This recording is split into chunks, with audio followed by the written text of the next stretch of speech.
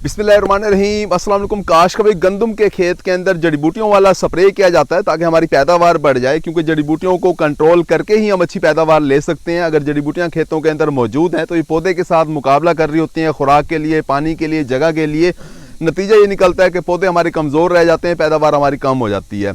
काश कोई जड़ी बूटियों वाला स्प्रे अगर आप सही तरीके से करते हैं तो आपकी 5, 7, 10 मन फी एकड़ पैदावार बढ़ जाती है। लेकिन हमारे काश्तकार दोस्त हर साल गलती कर रहे होते हैं, हर साल बता रहे होते हैं कि जड़ी बूटियों वाला स्प्रे किया, सारा का सारा खेत जल गया, या जड़ी बूटियों वाला स्प्रे किया, सारा का सारा खेत पीला हो गया। या फिर बाद औक़ात ये भी कह रहे होते हैं कि जड़ी बूटियों वाला स्प्रे किया, स्प्रे ने असर नहीं किया, 2 नंबर दवाई थी, जड़ी बूटियां कंट्रोल नहीं हुई। हालांकि ऐसा नहीं होता। अक्सर जो है जड़ी बूटी मार जहर ठीक होते हैं, लेकिन हमारे काश्तकार दोस्त का तरीका गलत होता है। काश आपको ये 10 पॉइंट बताएंगे।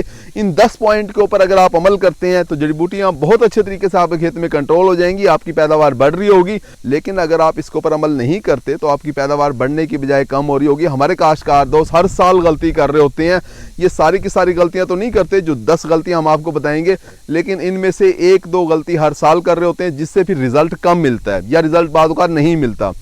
पहली गलती क्या होती है, हमारे काश्तकार दोस्त देर से स्प्रे कर रहे होते हैं। गंदम का स्प्रे 35 से 45 दिन की फसल जब हो जाए तो आपको कर देना चाहिए। अगर आप 50, 55, 60 दिन की उम्र के अंदर जब आप स्प्रे करते हैं तो पौधे के अंदर सीटा बनना शुरू हो जाता है, तने के अंदर सीटा बन रहा होता है। जब आप उसके ऊपर जहर का स्प्रे करते हैं तो जड़ी बूटी मार जहर का स्ट्रेस होता है, आपकी फसल, आपकी पैदावार बढ़ने की बजाय कम हो जाती है, क्योंकि उस सिट्टे के ऊपर स्ट्रेस आ रहा होता है।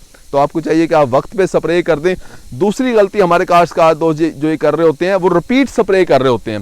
देखिए, जब आप हालोकोन नोजल इस्तेमाल करते हैं, टी-जेट नोजल आप इस्तेमाल नहीं करते, कुछ इस तरह से आप स्प्रे करते हैं तो एक ही पौधे के ऊपर डबल स्प्रे हो जाता है। पहले एक दफ़ा स्प्रे हुआ, फिर डबल स्प्रे हुआ।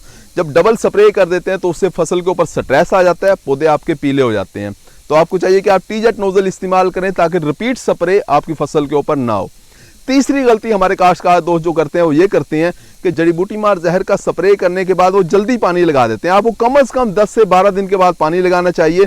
अगर आप जल्दी पानी लगा देंगे, 2, 3, 4 दिन के बाद अगर आप पानी लगा देंगे तो आपके खेत के अंदर जो है पौधों के ऊपर स्ट्रेस आ जाएगा जड़ी बूटी मार जहर का, जिससे आपकी फसल जो है वो पीली हो जाती है। चौथी गलती जो हमारे काश्तकार दोस्त कर रहे होते हैं वो ये कर रहे होते हैं कि जो जड़ी बूटी मार जहर होता है इसे गंदे पानी के साथ मिक्स करके स्प्रे कर रहे होते हैं। गंदे पानी से मुराद ये है कि अगर आप इसे नहर के पानी के साथ मिक्स करोगे तो आपके जहर का जो असर है वो कम हो जाएगा। अगर आप खाले के अंदर ऐसा पानी खड़ा है जो मट्टी वाला है, मट्टी वाला पानी अगर आप मिक्स करोगे तब भी जहर का असर कम हो जाता है। जड़ी बूटी मार जहर जो है वो हमेशा साफ पानी के साथ आपको स्प्रे करना चाहिए।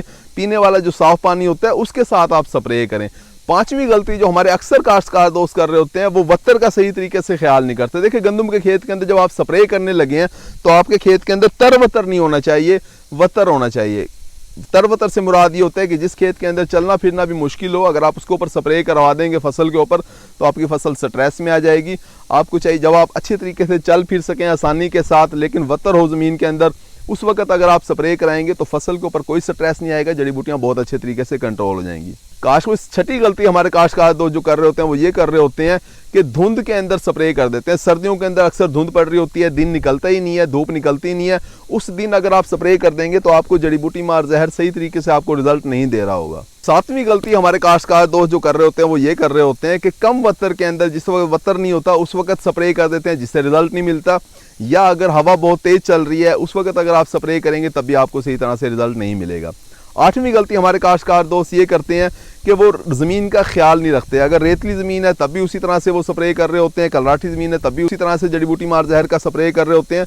देखें भी, अगर आपकी रेतली कलराठी ज़मीन है तो आपको चाहिए कि आप जहर की मिकदार कम कर दें, यानी जो 1 एकड़ की जो दवाई है उसे 1.5 एकड़ के ऊपर स्प्रे करें। अगर आप 1 एकड़ की दवाई 1 एकड़ रेतली ज़मीन के ऊपर या कलराठी ज़मीन के ऊपर स्प्रे कर देंगे आपकी फसल स्ट्रेस में आ जाएगी। हमारे काश्तकार 9वीं गलती जो करते हैं वो जड़ी बूटी मार जहर के साथ कुछ और चीज़ें भी मिक्स कर लेते हैं। बाद औक़ात हमारे काश्तकार पूछ रहा होता है कि सल्फ़र मिक्स कर दें हम इसे, या जिंक मिक्स कर दें, या इस तरह की दूसरी चीज़ें वो मिक्स करने का पूछ रहा होता है। देखें, आपने कोई चीज़ मिक्स नहीं करनी, जड़ी बूटी मार जहर अकेले ही किया जाता है।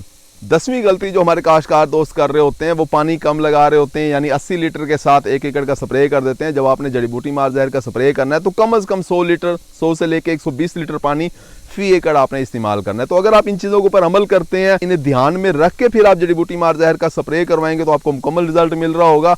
और इनमें से अगर आप 1-2 भी गलती करेंगे तो आपको रिजल्ट पूरा नहीं मिलेगा। उम्मीद है कि वीडियो आपको समझ आ गई होगी। अपना ख्याल रखिएगा। अल्लाह हाफिज़।